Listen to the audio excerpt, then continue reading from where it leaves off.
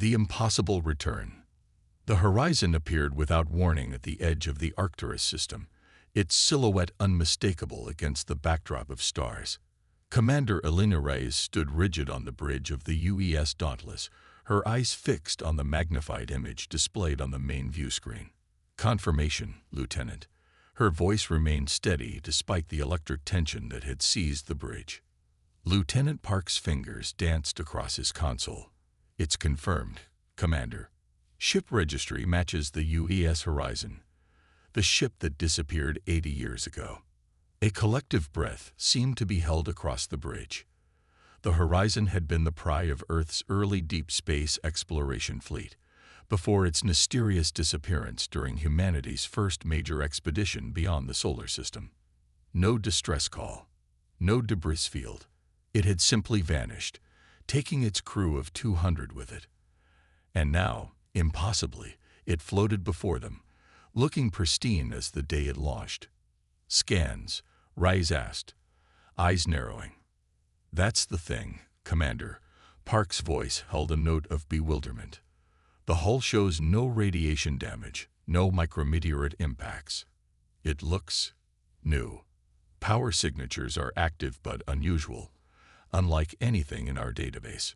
Reyes tapped her comm badge. "Admiral Chen, the Horizon has been positively identified." "Understood, Commander." The Admiral's voice came through clear. "Your orders remain the same. Approach with extreme caution. We don't know what we're dealing with." The fleet had assembled quickly after the Horizon's reappearance, 5 warships forming a containment perimeter around the ghost ship, standard protocol for unexplained phenomena, especially since the Proxima incident 15 years prior. "Open a channel," Reyes ordered. "Channel open. UES Horizon. This is Commander Elena Reyes of the UES Dauntless. You have reappeared after 80 years missing. Please respond." Static crackled across the bridge, then cleared. "This is Captain Marcus Chen of the UES Horizon." The voice sounded confused. "Did you say 80 years? That's impossible. We've been gone 6 months." Reyes exchanged glances with her first officer. "Captain Chen, we need to verify your identity and status. Are you experiencing any unusual conditions aboard your vessel?" A pause. "Commander, I understand your caution. But from our perspective, we've been on our assigned exploration mission for only 6 months. Our chronometers confirm this." Something was very wrong. Reyes turned to her science officer. "Theories." Lieutenant Commander Ibarra shook her head. "Time dilation would require velocities approaching light speed or extreme gravitational fields. Neither explains this situation, especially with an intact ship." "Captain Chen," Reyes continued, "we're dispatching a shuttle with a medical team to assess your crew's condition. Please prepare your docking bay." "Acknowledged, Commander." "Wheel." Chen's voice cut off abruptly. "Sir." Park's voice rose with alarm. "I'm detecting unusual energy fluctuations around the horizon. Space-time distortions. They're increasing exponentially." Before Reyes could respond, the Dauntless shuddered violently. Warning klaxons blared as red emergency lighting bathed the bridge. "Report," Reyes demanded, gripping her chair. "The Vanguard." "Sir, it's gone." Park's voice cracked. "One moment it was there. Then it just disappeared. No explosion, no debris." "Impossible," Reyes whispered, but the tactical display confirmed it. Where the UES Vanguard had been stationed now showed only empty space. "Commander," Ibarra called out, her dark eyes wide. "The distortion is expanding. The laws of physics are being rewritten around the horizon." The Dauntless shuddered again, more violently this time. Something fundamental was wrong with reality itself. "All ships, emergency withdrawal to safe distance," Reyes ordered. As the fleet pulled back, the anomaly stabilized, a spherical distortion of warped space approximately 5 kilometers in diameter surrounding the horizon. "They're hailing us," Park announced.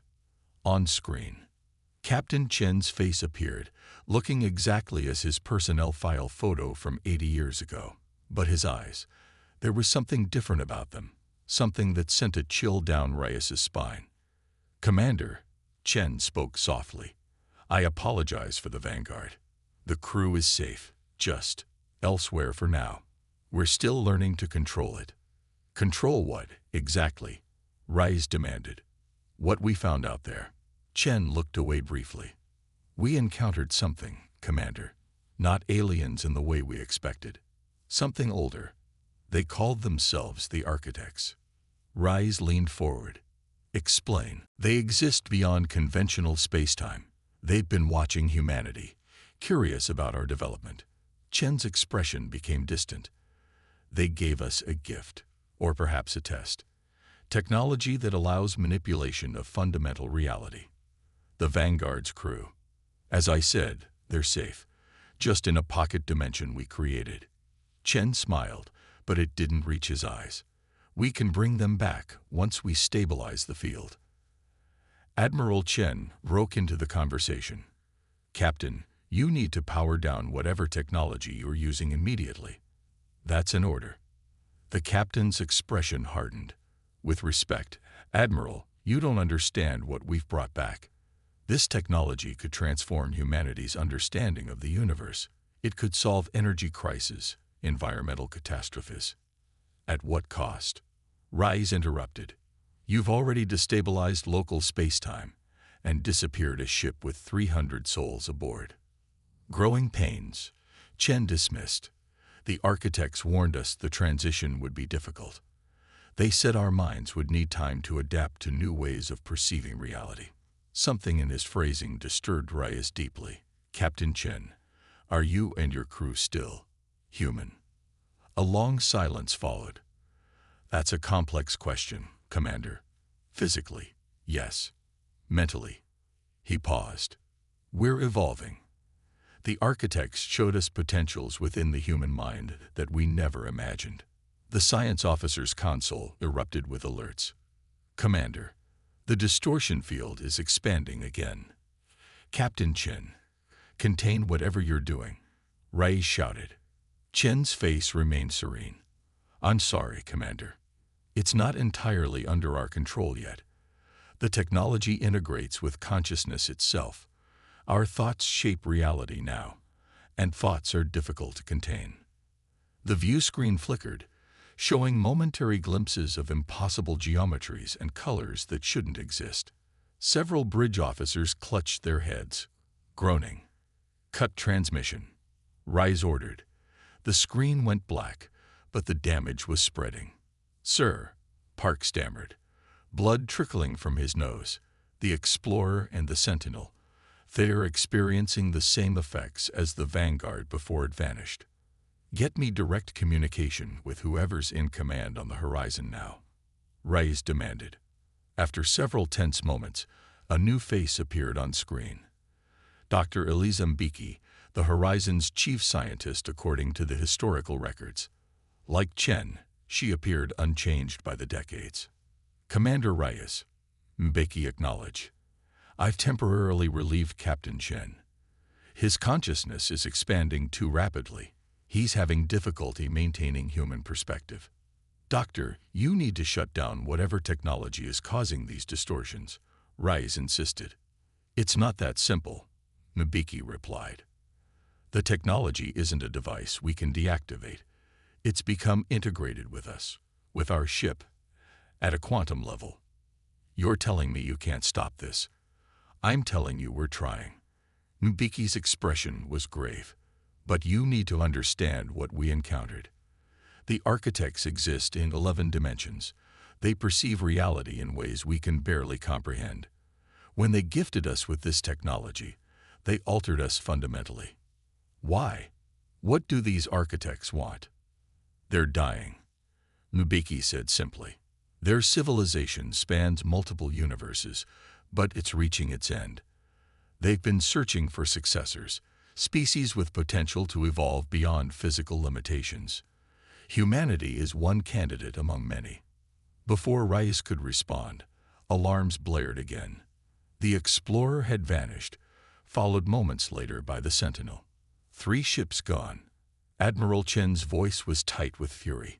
Doctor, either you contain this situation or we'll be forced to take extreme measures. You can't destroy us, Mbiki said, not as a threat, but as a simple statement of fact. The technology protects itself, and you should know, the crews of those ships aren't gone. They're experiencing reality from a new perspective. They're evolving, like us.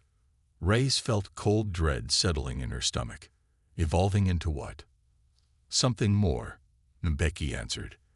But the process is unpredictable. Some minds adapt better than others. Some fragment. The Dauntless shuddered again as reality rippled around them. Through the viewport, Reyes could see the space around the horizon bending, stars shifting position, as light itself warped through the distortion field. We need to board the horizon, Reyes said suddenly, turning to Admiral Chen. See this technology firsthand. Find a way to contain it before it spreads further. Absolutely not, the Admiral responded. It's too dangerous. More dangerous than losing the entire fleet, or worse, having this spread to populated systems. Reyes countered. Dr. Mbeki, would you permit a small boarding party? Mbeki considered. Yes, perhaps direct interaction will help you understand what we're becoming. But be warned, reality aboard the horizon is fluid. Your perceptions will be challenged. Admiral Chen's protest was immediate, but Reyes stood firm. Sir, with respect, we're out of options. If this technology continues to spread, we could lose more than just ships. After a tense silence, the Admiral relented. You have 4 hours, Commander. After that, if you haven't returned with a solution, I'm ordering a quantum warhead deployment. Understood. Reyes nodded grimly, knowing such a weapon might not even work against whatever the horizon had become. As preparations began for the boarding mission, Reyes gazed at the ghost ship through the viewport. The horizon hung suspended in space, seemingly ordinary yet fundamentally wrong. A piece of humanity's past that had returned bearing a future no one had asked for. And as reality continued to distort around the vessel, Reyes couldn't shake the feeling that humanity stood at a threshold, one that, once crossed, would forever change what it meant to be human. The choice. The shuttle approached the horizon cautiously, navigating through ripples of distorted spacetime that bent light into impossible colors. Commander Reyes sat rigid in her seat, accompanied by Dr. Nasser, the fleet's senior xenobiologist, and Lieutenant Wright, weapons specialist. Both had volunteered despite the obvious risks. Energy readings are off the charts, Wright murmured, studying her scanner. And changing constantly. I've never seen anything like it. The laws of physics seem optional near this ship, Dr. Nasser added, his weathered face grave. Commander, we should prepare ourselves for the possibility that conventional thinking won't apply once we're aboard. Reyes nodded. Stay focused on our objective. Find a way to contain this technology or neutralize its effects. As they neared the horizon's docking bay, reality seemed to waver around them. The shuttle's instruments flickered, displaying contradictory readings. Through the viewport, the horizon itself appeared to shift subtly, sometimes looking exactly as it should, other times revealing glimpses of impossibly complex geometries embedded within its structure. Dr. Mbiki's voice came through their comms. We've stabilized the docking bay as much as possible for your arrival. Remember, what you'll experience aboard is partially shaped by your own consciousness. Try to maintain mental discipline. The shuttle docked with a gentle shudder. As the airlock cycled, Reyes felt a strange pressure behind her eyes, as though her brain was being gently reshaped to perceive new dimensions. They stepped onto the horizon, and Reyes immediately knew something was profoundly wrong. The corridor before them was simultaneously exactly as it should be. Standard Earth-Navy design, gray walls with blue accents, and something else entirely. When she focused directly on any surface, it appeared normal, but in her peripheral vision, the walls seemed to breathe geometric patterns flowing like liquid beneath the surface. Stay close, she ordered, fighting vertigo. Dr. Mbiki waited for them at the end of the corridor, looking exactly as she had on the view screen. "Commander Reyes, welcome aboard." Her voice echoed strangely, as though coming from multiple directions simultaneously. "Doctor," Reyes acknowledged, struggling to keep her focus as the deck beneath her feet seemed to shift. "We need to understand what's happening and how to stop it." "Follow me to the lab," Mbiki said. "I'll show you what we've become." As they walked through the ship, Reyes noticed crew members going about their duties, but something was off about all of them. Their movements were too fluid, too precise. When they turned to look at the boarding party, their eyes held the same unsettling quality as Captain Chen's. "Your crew," Dr. Nasser observed. "They've all been changed by this technology." "Enhanced," Mbiki corrected. "Our consciousness has expanded beyond traditional human limitations." "And the ships that disappeared?" Reyes pressed. Mbiki stopped walking, turning to face them. For a moment, her form seemed to blur at the edges. "They exist in a pocket dimension adjacent to our own. The crews are safe, though they're experiencing adjustment difficulties." "Can you bring them back?" Wright demanded. "Eventually, once they understand what's happening to them." Mbiki resumed walking. "It's easier to show you than explain." The laboratory they entered defied conventional architecture. At first glance, it contained standard scientific equipment, but as Reyes's eyes adjusted, she saw impossible machines that appeared to fold into themselves, technology that seemed to exist in multiple states simultaneously. In the center stood what appeared to be a containment field surrounding a swirling mass of energy, except the energy somehow extended beyond its containment without breaching it. "This is a fragment of what the architects gave us," Mbiki explained. "A quantum consciousness interface that allows direct manipulation of reality through thought." Dr. Nasser approached, fascinated despite himself. "It's beautiful." "Stay back," Reyes warned, but too late.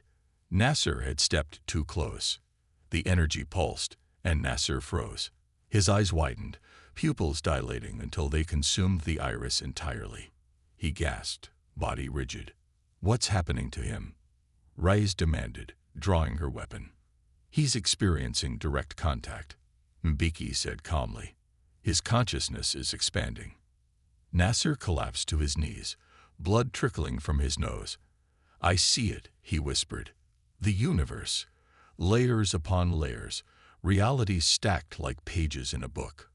Wright moved to pull him back, but Mbiki raised a hand. "Don't interrupt the process. It's dangerous." "End it now," Reyes commanded, aiming her weapon at Mbiki. The scientist sighed. "Conventional weapons won't work here, Commander, but I'll help him." She approached Nasser, placing her hands on his temples. After a moment, he slumped forward, breathing heavily. "What did you do to him?" Wright demanded, helping Nasser to his feet. "I limited his exposure," Mbiki explained. "A full integration would have overwhelmed his unprepared mind." Nasser looked up, his eyes now normal but haunted. "Commander," he said hoarsely, "I saw everything. Multiple timelines, parallel dimensions. What they're becoming, it's beyond human." "That's what I've been trying to explain," Mbiki said. "The architects exist beyond linear time and three-dimensional space. They gave us the ability to do the same." "At what cost?" Reyes challenged. "Your ships are disappearing. Reality itself is warping around you." "Growing pains," Mbiki repeated Chen's phrase. "We're still learning to control it." A violent tremor shook the ship. Alarm klaxons blared. "What's happening?" Reyes demanded. Mbiki's expression faltered for the first time. "Captain Chen. His consciousness has expanded too rapidly. He's losing his connection to human perspective." Another, stronger tremor rocked the ship. Through the viewport, Reyes saw space itself folding around them. In the distance, the Dauntless flickered like a mirage. "Admiral Chen."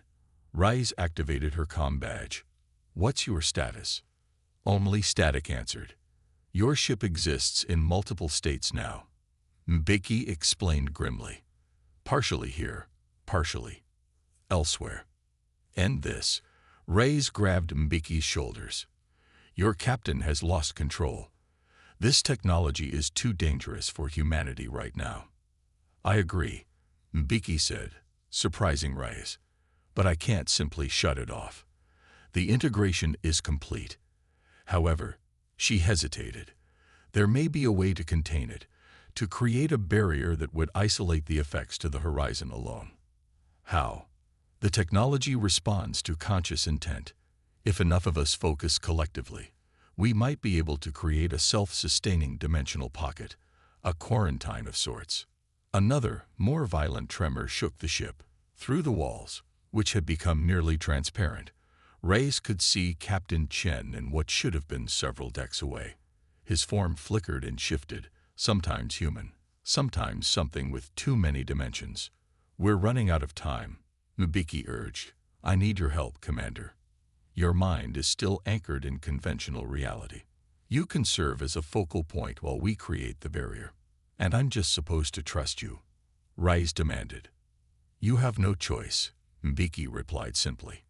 Destroy us, and the technology will simply redistribute itself across multiple dimensions, causing even greater instability. Work with us, and we have a chance to contain it. Nasser stepped forward, still shaky. Commander, what I experienced, it's real. They're telling the truth about what they've become. After a moment's hesitation, Reyes nodded.